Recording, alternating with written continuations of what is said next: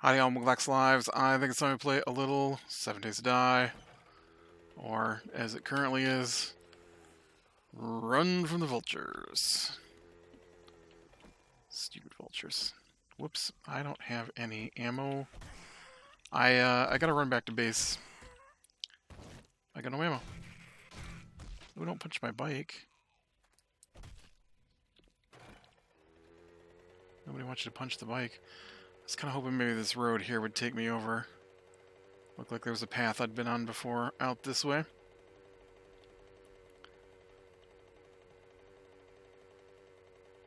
So, oh, you know what? I bet I could use that right there. Take this with me too. Make a little more gasoline.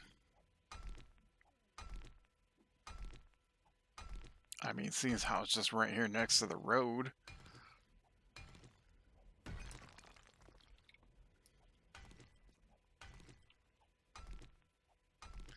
I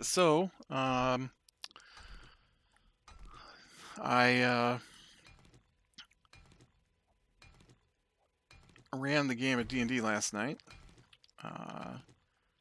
and it went pretty good. This is the runner-up to. So, all right. So, the pre-made adventure that we're running is pretty interesting. There's a lot of stuff going on in it that changes the dynamics of the game in what I find to be interesting ways. And I was really looking forward to one of the things that happens in the game is there's this election coming up in the town that the players are in, and so they can influence the outcome of the election by whose quest they take and who they talk to, and stuff like that. And so it was looking pretty interesting. There's about 11 or 12 different characters who can run for town council, and so the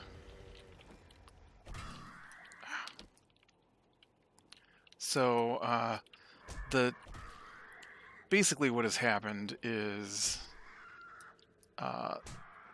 the town is a fur trading outpost. There were people who thought it might be more, so it does have a couple of. This road does not go where I needed it to go.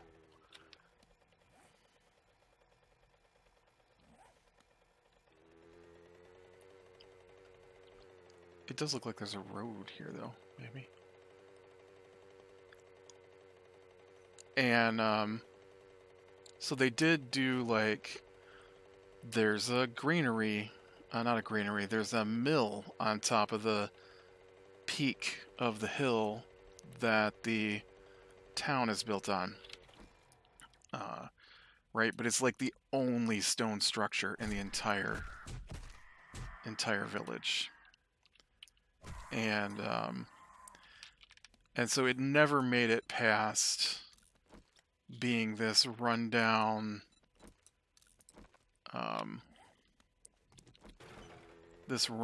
kind of fur trader outpost. And so the current mayor, I don't know how long he's been the mayor, but it's been a while. He doesn't like people, and he's only the mayor, so people can't tell him what to do, I'm pretty sure. And so to make sure that he stays mayor and that people do what he says, he tends to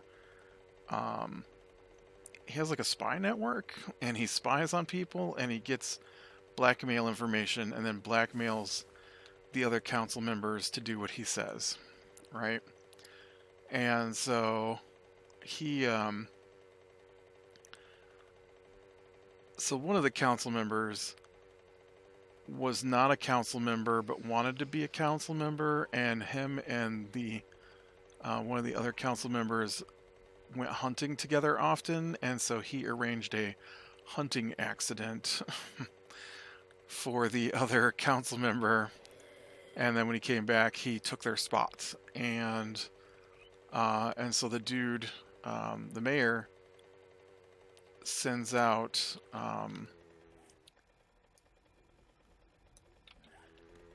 his spies to find out what really happened, and finds that the dude killed the other council members. Okay, other council member singular. And so the players don't know any of this. They don't know any of this has happened. And so when they get to town, this is all old information that nobody's really aware of. Nobody disbelieved the guy basically, other than the mayor. And so the last time we played, they had been looking around the shed where this dude Kalinas had meat and stuff that he's a hunter. He's basically a town butcher, I guess. And but he's a hunter. He butchers his own meat that he brings back. And so while they were in his place, they rolled to look around. And so one of the things that's in the place is a chest that's different from the other stuff that's there. And this chest contains the evidence that he killed this person. Not all of the evidence, but some of the evidence. It's a brooch that the person is known to have worn.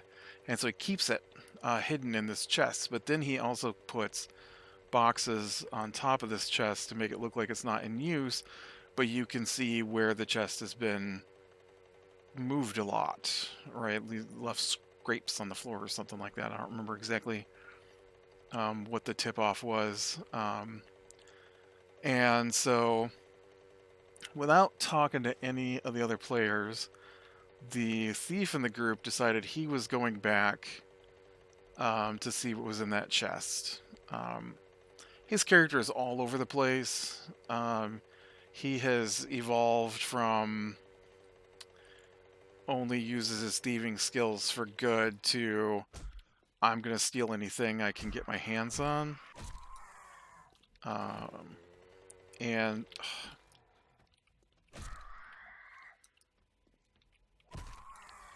so, not that I don't need the XP.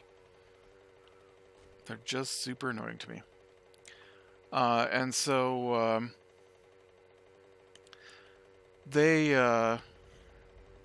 he broke back in and stole the gem, the brooch, ruby brooch. Now the trick is that the ruby brooch was in this chest under 2 other crates in a locked shed. And so when he left, he didn't put anything back, and he just left it all open. And then we went on with the game, and then like 15-20 minutes of game later, he's like, can we say that before I left that other place that I locked everything and put everything back? I'm like, no, we can't. And he's like, oh, and it was daytime at that point. And that was where we ended the session. And so I knew that him doing those things was going to have a major impact on what was going on, because obviously he's letting the mayor blackmail him because he's afraid of being outed as a murderer.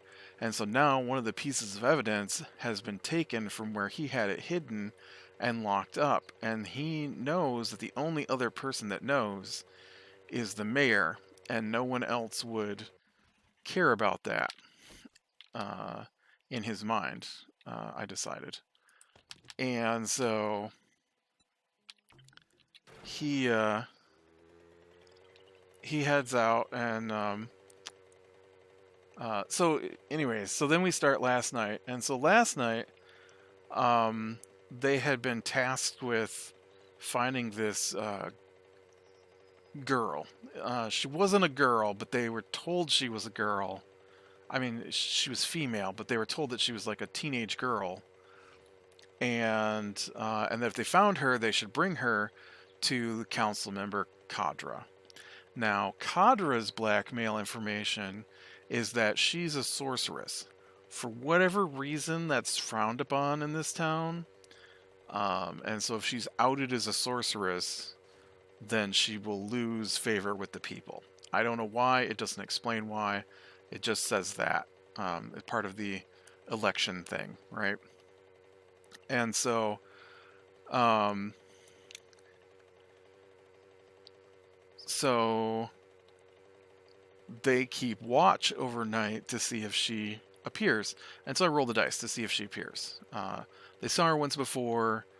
The thief guy, he chased after her, but he didn't try to hide, and so she stepped into an alley and cast invisible on herself, invisibility, and vanished. And so he didn't catch her. So this time, because she's actually quite powerful, but her only goal in this town, her only goal is to get her hands on Kadra, because Kadra is actually somebody else. And so it turns out what it is this woman who's in disguise as a teenage girl is this crazy sorceress who went crazy and believes that if she drinks the blood of her apprentices, she will turn into a dragon. And I think it was working because they describe her as having scales. Um, and not like all over, but she has started growing scarlet colored scales, it said. And so I don't know if that's just, I think that's part of the draconic sorcerer. Um, but it seems like maybe, you know, if it's just because she was a high enough level to get that, fine. But if it's not, then it was working. She was turning into a dragon. But anyways, so that's her only goal is to get her hands on Kadra. And it says in the book that if they don't manage to help out Kadra, then um, they'll find Kadra dead with all of her blood drained. And it says that the woman will only fight back and reveal herself if she's attacked. And so they were only asked to capture the girl and bring her to Kadra. Um, and that they should be able to do it just by talking.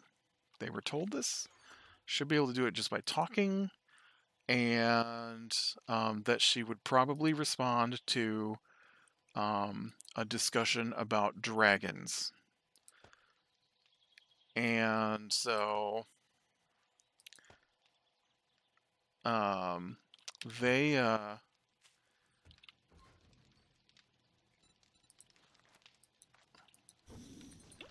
they only one of them stayed out at a time on watch, as you do. It wasn't unusual how they did their watch. And then the next morning, um, there's a artificer who can make magic items, and in his game that he's running, where we're playing, he just lets his guy make the items, and he's just like, "Yep, done, made it. Let's move along." And I got looking at the rules, and that's not how it's supposed to work. And so I'm a I wouldn't say I'm a stickler for the rules necessarily, but I do like to um, sort of follow the rules as they are in the book, unless there's, some good reason not to. And because because it doesn't let me be super overpowered is not a reason not to follow the rules in my book. And that is why he doesn't follow it in his campaign is because it lets his artificer be super powerful. He's just like, oh yeah, you want a magic item? Well, I can make it for you. Here you go. I made you the magic item. And then in the book, it's like, yeah, this takes hours and hours of work. Like I think it's 80 hours to make the bag of holding, and I know in his campaign he was just like, "Yep, done. Bag of holding. There you go." Uh, so he's currently working on that, and so he decided that that means that he's going to stay behind and not participate with the other players. And so his guy just stays in the inn working on this bag, and that's fine. That's fine. I've got no problem with that.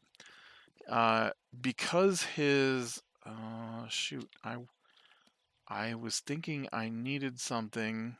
Oh, wood, right? That's what I needed. Um, and so because the other player, the warlock, is keeping watch, and then there's a blood hunter. Uh, he joins the warlock, and so it's just the two of them. And so I had rolled out all their watches to see when she would appear, and she doesn't appear until the warlock's watch. Well, because the rogue stayed out um, digging through that guy's stuff, he still needs a couple hours of sleep because you need 6 hours of 8 resting um, to count as an evening's rest, so that you don't get exhausted. And nobody wants exhausted because it affects how you interact with the game. Uh, the more exhausted you get, the worse you get, and so you don't want to be exhausted. And so he's still in bed. The artificer isn't participating. He's staying in the inn to work on this bag, and so it's just the warlock and the blood hunter. Well, they see the girl, right? And so they start tracking her. She rolls terrible perception. Uh, so she does not notice them. Like, she has a passive perception of 9, and they rolled higher than a 9. And so I'm like, okay, so she doesn't see them hiding from her. But then when she gets to the cabin, before she starts to try and get her hands on Kadra, she does look around, and I rolled bad. I rolled a 1, so that's 5, which is way lower than their stealth. And so she just does not notice them. And so the warlock tackles her to the ground. And they have a little conversation. And her conversation mostly consists of, get your hands off me. I don't know who you are. I don't know what you're talking about. Let me go. He won't let her go. And I probably went longer than I needed to of her demanding that he release her, because he just won't. He won't. And so I'm finally like, one last time, remove your hands. And he's like, no, I'm gonna ask her why she's, whatever. Wants to know why she's here, what she's doing with Kadra. Now, she would have told them had they asked without tackling her to the ground, but it does say in the book that she will fight back once she's attacked. So that's what I'm going with. That's the personality they've given her in the book, and I want to follow, sort of along the personality. So he won't let go. I tell him to roll initiative, and then um, she hits him with shocking grasp. Now they're only level 3, and so they've got like, what would that be? The most hit points they could have, I think, at that point would be like 26. I don't think they've got that much. And so she blasts him for like 17 points of damage right off the bat. And then I try to use this other spell called Thunder Wave to blow them away from her. Thunder Wave is like an explosion of sound energy that throws things away from you if it hits. Unfortunately, it did not, or well, not unfortunately. I didn't care one way or the other. What happened though was the guy who had her tackled succeeded on his saving throw, and so he did not get thrown off of her. But the other guy who had run up, the blood hunter, he did get thrown away another 10 feet. And so he had to run back up to her the next turn. And at that point, I was like, okay, so she doesn't really care about these people. She's not like, I must kill, you know.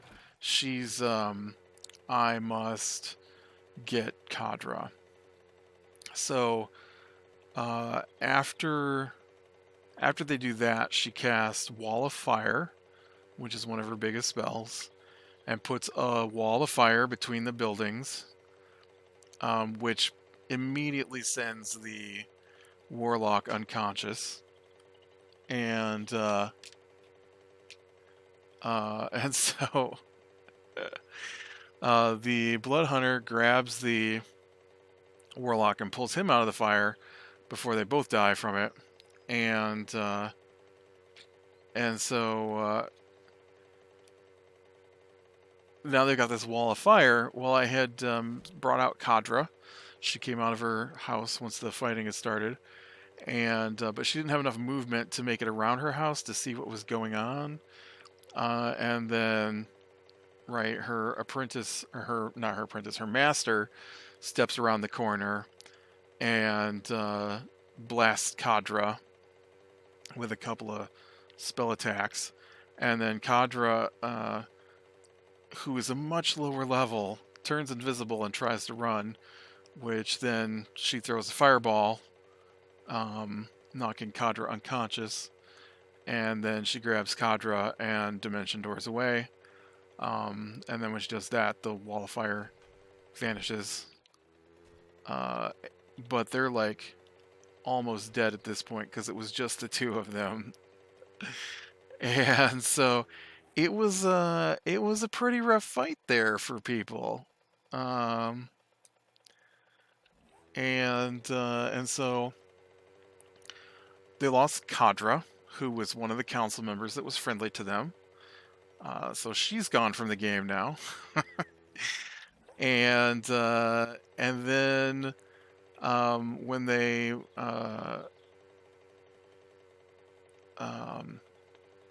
ran back to the inn to get the paladin, who also wasn't there, to heal the warlock, and they gathered the group back up. I forgot that there's 5 of them. They gathered the group back up, and they headed back to Kadra's place to see if they could figure out what happened. And when they got there, there were already Last Bastion knights standing there, who secretly, at that point, want to take over the town because there's been a cataclysm. This is the only town left, and it's not being run well. Like, there are stockpiles of food that aren't being handed out to people. People are living in mud and on blankets laying on the ground and stuff. And nobody's building, like, platforms or cabins or walls or anything like that. And so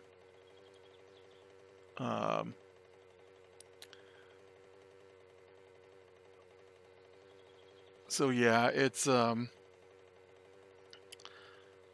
pretty crazy. And so they get over to the other council member, Palmine, is going to take them to see the mayor and see if they can't get someone to go find out what happened to Kadra, if they can get some scouts or something. Well, when they get over there, the fight between Balin and the Balin's the mayor. The mayor and the butcher guy, who thinks that Balin is about to out him, they're fighting. But Balin is pretty high level, and the butcher is not. And so the fight didn't last long. And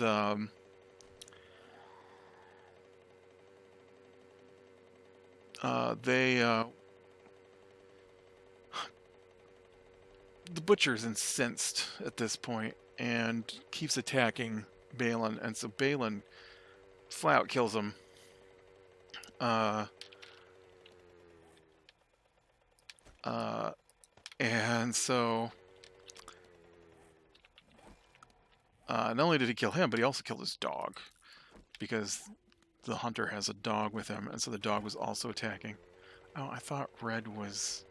It's yucca, isn't it? I need yucca juice to counteract this heat that's melting me. And so... So into the middle of all that comes the Steelcrest, Sir Steelcrest, the leader of the Last Bastion Knights, and he's had enough with the madness. He was just looking for an excuse, and council members are killing each other in the middle of the street at this point. And so he orders his men to take the mayor into custody because, you know, he just killed the other guy. And he tells everyone that the town is now under martial law, and his people have already moved into place to secure supplies. And yeah, and so they talk to him. The players talk to Steelcrest. For whatever reason, they decided that the nobles were evil. I mean, the nobles are evil, but not in a evil way. It has to do with terminology in D&D. Evil doesn't mean evil. I don't know why they use it. Evil doesn't mean evil. Evil means self-centered. And so the politicians are interested in power for the politicians, right? And they use the law to get their power, and so they're lawful evil. Evil doesn't mean necessarily that what they're doing is bad. Lawful evil people can do good things. It just means that they're going to use whatever the rules say to get the most power for themselves. But for some reason, this comes across to the players as they're evil, because they said they were just looking to reestablish the order of nobility over the commoners, as was before the calamity destroyed everything. And so the players have decided that the knights are probably the best way to go anyways. And so they didn't care that the knights have now taken over. But yeah, that was our game this week.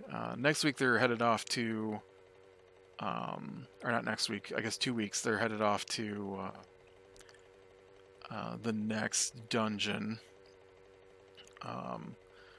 which is where the bandits have been taking people to give over to the necromancer, who's the actual bad guy in this particular book, adventure book. It's a 4-part adventure book, and so part 1 has Ralakai the necromancer as the bad guy. I'm pretty sure it must be, I don't know who's the bad guys for the rest of them, but I do know that one of the cool things that I had seen in the book was that what happens in this book determines things in the next book. And so the fact that the Last Bastion Knights now control the town will change things about the town, as well as things that are available in town when the adventure continues. It's going to be, I assume, we're going to get to the point where it's... Why is it all orange now, but the sun has gone from red to orange? I don't know. But I assume that somewhere in here we're going to have the zombie apocalypse that is supposed to be part of the storyline that I have not seen any evidence of so far. I mean, I know it's part of the storyline, but I have not seen any evidence that it exists. I'm sure we'll get there. I know there's a timeline in the book where you roll dice to determine what's going to happen at what time, and so I have rolled out and have the timeline for things they need to stop or else things get worse.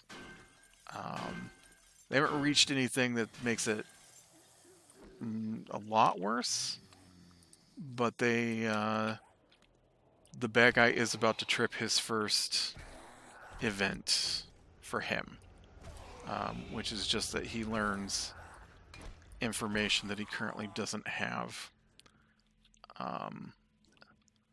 They don't know where he's at, so it's not like they could have stopped him. So it's really just information that I have about where the bad guy is, what he knows, and what he's currently attempting to do.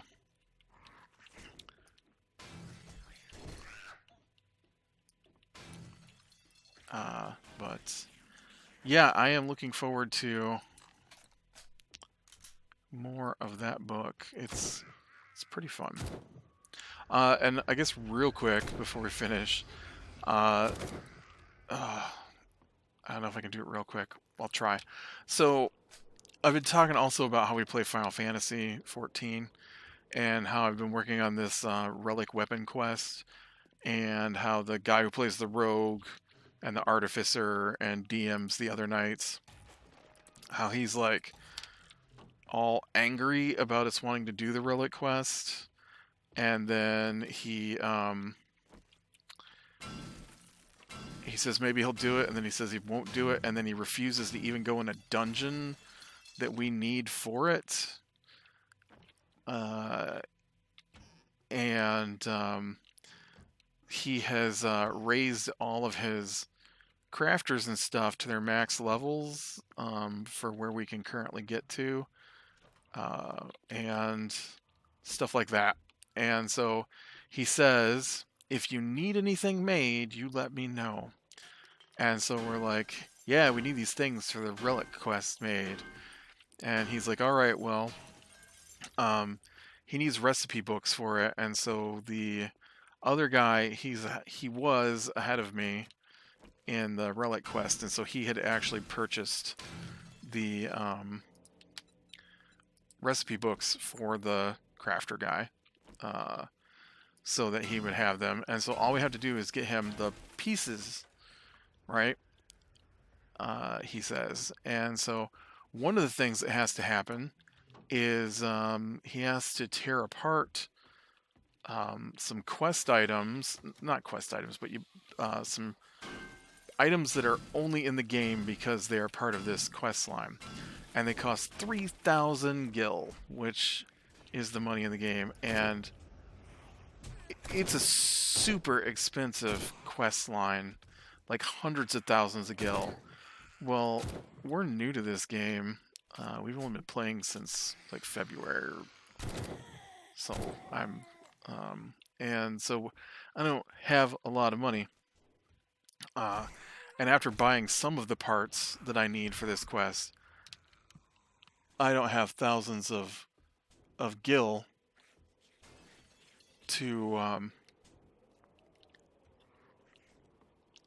get these parts. And so they're 3,000 a piece, so I get each one, and then he attempts them with 0 skill and loses every single part I gave him. And then he tells me that I should have just bought them. And I'm like, dude, I don't have the hundreds of thousands of gil people are selling them for. So then he decides that maybe he can make them. And so... but he doesn't have the skill at all. And he's like, it says you don't need the skill trained up to be able to do it. And I'm like, okay, well, this says that you do need the skill above the level of the item to have a chance to get the rare And so he, in his mind, for whatever reason, he thinks that means that there's a sweet spot in there, and he's got to have it just above. I'm like, no, man, you got to get it higher so that you know it's a better percentage. I have to imagine that's how it works. And so, anyways, thousands of gil later, finally have all the pieces made, and I have gotten the relic quest done. I now have the Apocalypse Zodiac weapon, which is a pretty cool looking grimoire for my spellcaster. The crazy thing is that all of the classes have it, and you can be all of the classes, so there's a slight chance I may need to do it again. But, alright, with that, I'm going to call it a day. Oh, and the dude is now doing both the relic quest that I just finished, as well as the next one. He's decided now that we are past the point where he was unwilling to help us, that maybe he will do it after all. So, be better than the small things, lean to the light. I will talk to you later.